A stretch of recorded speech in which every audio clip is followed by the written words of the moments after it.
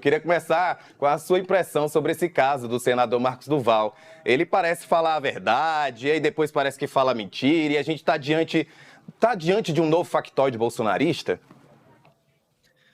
Olha, Rafael, quem sabe isso é só ele e o Bolsonaro. Hoje ele disse que as informações eram falsas para confundir a imprensa, diz que mentiu ao dizer que sairia da política e que, assim, o que eu acredito que seja uma pena, porque a última coisa que a gente precisa é de mais políticos mentirosos, né? Quanto menos, melhor. Ele chamou o Eduardo e o Flávio de parceiraços, que eles ainda frisaram um convite para ele ir ao PL e disse que todas essas versões diferentes aí sobre essa história foi para ludibriar o inimigo, confundir a imprensa, ou seja, se ele considera a imprensa que é esse importante pilar, esse quarto pilar invisível da democracia como inimigo, mostra aí que ele é o tipo de bolsonarista mais raiz possível, então realmente a gente não tem como saber se é verdade, vamos ter que esperar para saber. A gente falou um pouquinho agora mais cedo que o ministro autorizou a abertura de uma investigação contra o Marcos Duval, mas eu queria saber, na tua opinião, como esse episódio pode respingar no Alexandre de Moraes e atrapalhar tudo o que ele já fez até agora nesses inquéritos.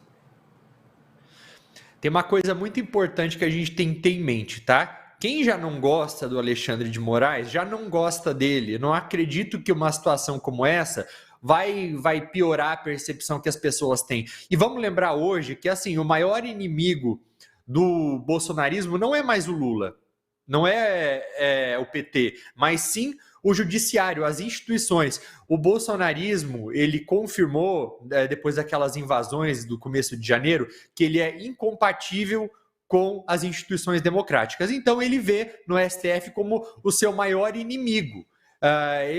Não vai mudar a percepção das pessoas sobre o Alexandre. Por mais que aí várias críticas sejam legítimas, né? De que às vezes a gente tem a impressão de que o STF vai além do que ele deveria, mas eu acredito que a partir do momento que você tem ali a democracia sendo tensionada por um poder, não existe nada mais natural do que um outro poder tentar tensionar um pouco também para equilibrar tudo.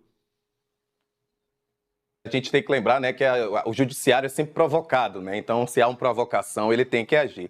E para o futuro do ex-presidente Bolsonaro, né? Ele provavelmente vai ter que se explicar à justiça e, politicamente, esse episódio vai desgastar ainda mais a imagem dele. O que é que o Bolsonaro já perdeu com esse caso do Marcos Duval? Bom, o que o Bolsonaro tem perdido até o momento, né? Depois de tudo que tem sido feito, esse caso do Marcos Duval, por exemplo, ele não é pior do que a minuta que foi encontrada na casa do Anderson Torres. Ele não é pior do que todas as declarações que foram feitas ao longo dos últimos 4 anos, né, que são incompatíveis também com a democracia. Desde quando ele disse que ou as minorias se adequam, ou elas têm que deixar de existir, que se não houvesse voto impresso, não haveria eleições. Então, assim, talvez a cereja do bolo, do bolsonarismo, tenha ocorrido sim no dia 8 de janeiro.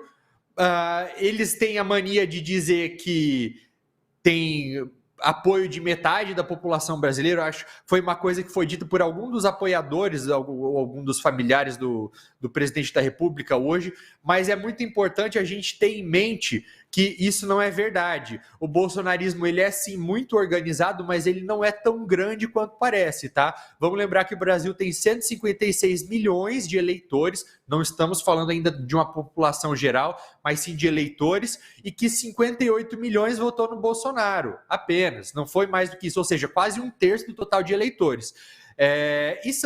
A tendência é que isso vai se enxugar, vai diminuir, ele tem perdido força. E o Bolsonaro, assim, agora ele é apenas um ex-presidente, uma figura patética que não pode sequer voltar ao Brasil e está tendo que dar palestra por $50 para poder sobreviver e falar em pedir asilo para outros países. Vamos falar então um pouco das prisões da Operação Lesa Pátria, que ainda está dentro desse assunto, e da liberdade do ex-comandante da PM aqui de Brasília. O que é que precisa acontecer daqui para frente para que a justiça chegue até os financiadores desses atos de 8 de janeiro? Bom, a gente tem que primeiro saber que tem que ter paciência.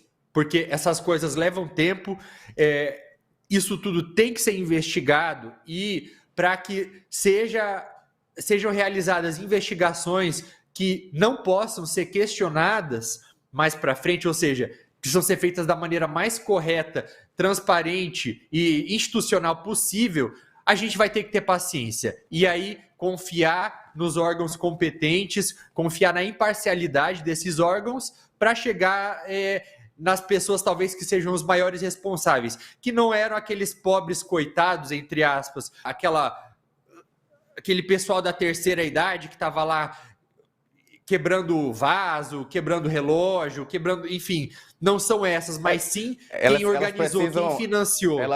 Elas precisam ser responsabilizadas também, mas a gente sabe que não partiu só dali, né? Exato, então, é óbvio que elas têm que ser responsabilizadas, mas aqueles lá que financiaram, que juntaram 50 pessoas dentro do ônibus, a punição tem que ser ainda maior. E para a gente finalizar, a CGU disse que vai fazer a revisão de mais de 200 processos que estão sobre aquele sigilo de 100 anos que envolvem o governo Bolsonaro. Que tipo de informação que o governo passado colocou em sigilo que você acha que seja de maior interesse público? Na verdade, eles vão revisar mais de 234 casos. Tem coisa ali muito importante, assim, vai levar algum tempo, alguns de 60 a 90 dias, mas referente, por exemplo, ao Pazuello, a vacinação a carteira de vacinação do Bolsonaro. As críticas são de que isso seria algo privado dele, mas eu não acredito que deveria ser assim, não. Porque se ele pregava, por exemplo, se ele levantava dúvidas sobre a segurança de vacinas e acabava influenciando outras pessoas, apoiadores, a não se vacinarem, eu acredito que tem que ser sim algo que tem que ser tornado público, principalmente nesse momento aí de guerras de narrativas e em que a ciência ela tem sido alvo do bolsonarismo. Então, esse é um tipo de informação muito importante que tem que ser levantado e que as pessoas têm o direito de saber se ele realmente fazia aquilo que ele pregava. É isso aí. Obrigado, Urian. Bom fim de semana para você. Espero te ver outros momentos aqui no nosso boletim.